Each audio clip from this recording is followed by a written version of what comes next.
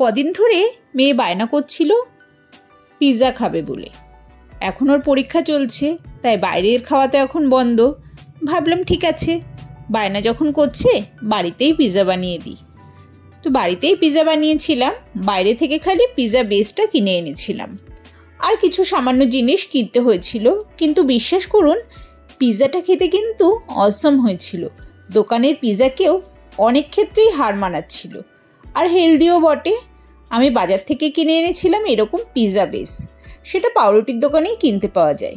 দুটোর দাম নিয়েছিল 35 টাকা। আর এর গায়ে কিন্তু ডেট লেখা থাকে, ডেট অফ এক্সপায়ারি। আর নিয়েছিলাম সঙ্গে আমুলের চিজ, এটা চিজ বার। এটার দাম নিয়েছিল 125 টাকা। কিনেছিলাম 5 টাকা দিয়ে একটা অরিগ্যানো। আর নিয়েছিলাম পিৎজা পাস্তা সস। যদিও এই সসটা আমার বাড়িতে মোটামুটি থাকেই, তো সেটা শেষ হয়ে গেছিলো, আবার একটা নিয়েছি, এটা 40 টাকা নিয়েছিল। আর নিয়েছি কিছু ভেজিস, যেগুলো এখন পাওয়া যাচ্ছে মোটামুটি বাজারে। ক্যাপসিকাম, টমেটো, পেঁয়াজ, পনিরটাকে একটু গরম জলে একটু লবণ দিয়ে তাতে খানিকক্ষণ ভিজিয়ে রেখেছিলাম, তাতে পনিরটা নরম হয়ে যায়।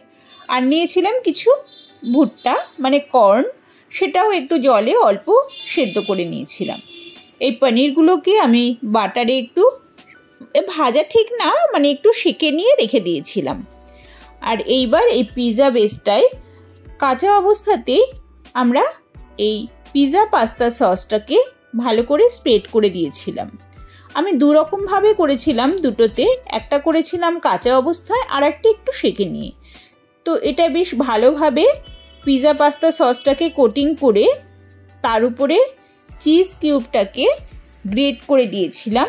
অ্যাকচুয়ালি পিৎজাতে মোজারেলা চিজই দেওয়ার কথা, কিন্তু মোজারেলা চিজ আমি এখানে পাইনি, তাই চিজ বার কিনে এনেছিলাম, সেটাকেই বাড়িতে গ্রেটারের সাহায্যে এমনি গ্রেট করে দিচ্ছিলাম।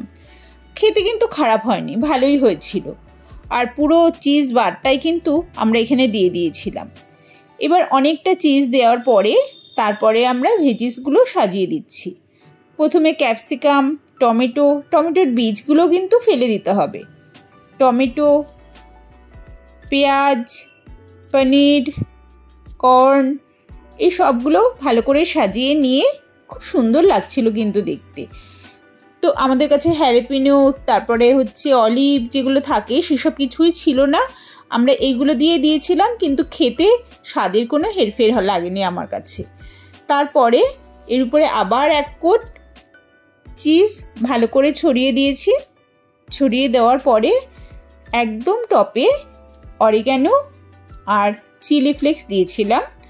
অরিগ্যানো আর চিলি ফ্লেক্স একটু ছড়িয়ে দিয়ে আমরা একটা তাওয়ায় বাটার গরম করে একদম সিম করে দিয়ে তাতেই পিৎজাটা রেখেছিলাম যতক্ষণ না চিজটা মেল্ট হয়ে যায়। আর উপর দিয়ে একটা ছোট গামলা টাইপের, মানে যেটা একটু উঁচু, এই চিজের সঙ্গে লেগে যাবে না সেরকম কিছু একটা পাত্র দিয়ে কভার করে দিয়েছিলাম। চিজ যেটা, সেটাতে আমরা একটা সাইড বাটারে একটু সেঁকে নিয়েছিলাম। এবার এই সেঁকা দিকটাতেই, একটা দিক কিন্তু কাঁচা, যে দিকটা সেঁকেছিলাম সেই দিকটাতেই এবার আমি পিৎজা পাস্তা সস ভালো করে স্প্রেড করে দেব। আর এটাতে দিয়েছিলাম একটু স্মোকি তন্দুরি মেয়োনিজ, যাতে এটার ফ্লেভারটা একটু অন্যরকম হয়। যেহেতু বাড়িতে ছিল তাই দিয়েছিলাম, না থাকলে না দিলেও চলবে। তো এটার টেস্টটা কিন্তু বেশ ভালোই লেগেছিল, খারাপ লাগেনি। তার উপরে আমরা একই রকম প্রসেসে প্রথমে চিজ, তারপরে সমস্ত ভেজিসগুলো দিয়ে, তার উপরে আবার চিজ দিয়ে, অরিগ্যানো আর চিলি ফ্লেক্স ছড়িয়ে দিয়ে এটাকেও একই রকমভাবে তাওয়ায় খানিকক্ষণ ঢাকা দিয়ে চিজটা যতক্ষণ না মেল্ট হয় রেখে দিয়েছিলাম। এই দুটো পিৎজাই কিন্তু ভীষণ সুন্দর টেস্টি হয়েছিল। আর নামানোর পরে আর একটু অরিগ্যানো ছড়িয়ে দিয়েছিলাম, আর যেটুকুনি চিজ ছিল সেই চিজটুকুনিও এটার উপরে দিয়ে দিয়েছিলাম। দুটো পিৎজাই খেতে দুর্দান্ত হয়েছিল। বাড়িতে এখন পিৎজা বানিয়ে খাওয়া কোনো ব্যাপারই না। মেয়ে তো বলেছে এবার থেকে বাড়িতেই পিৎজা বানিয়ে খাবে। আপনারাও বানাবেন নাকি বাড়িতে? এরকমভাবে পিৎজা বানিয়ে দেখতে পারেন, টেস্ট কিন্তু খুবই ভালো হয়।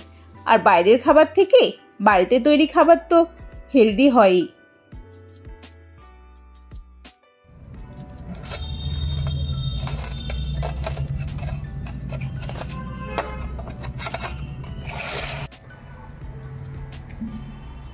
Genuinely test so good, very good. কিন্তু নিচেরটা হালকা একটু মনে হয়, আমি জানি না কেন, হালকা একটু বেশি ক্রাস্টি হয়ে গেছে, বাট তাও ঠিক আছে, বিকজ টপিংটা ম্যানেজ করে দিচ্ছে, বহুত ভালো লাগছে, পুরো চিজ মুখে গিয়ে গলে যাচ্ছে। তো মজালা চিজ না, তাও বহুত ভালো লাগছে খেতে।